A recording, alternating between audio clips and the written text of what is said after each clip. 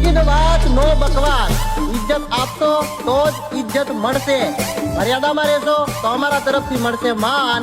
બાકી તો તમે ગમે એટલી મોટી હસ્તી હોય બિરાદર, અહીંયા તો કાયદેસર જુગો બોલે મારી જાય.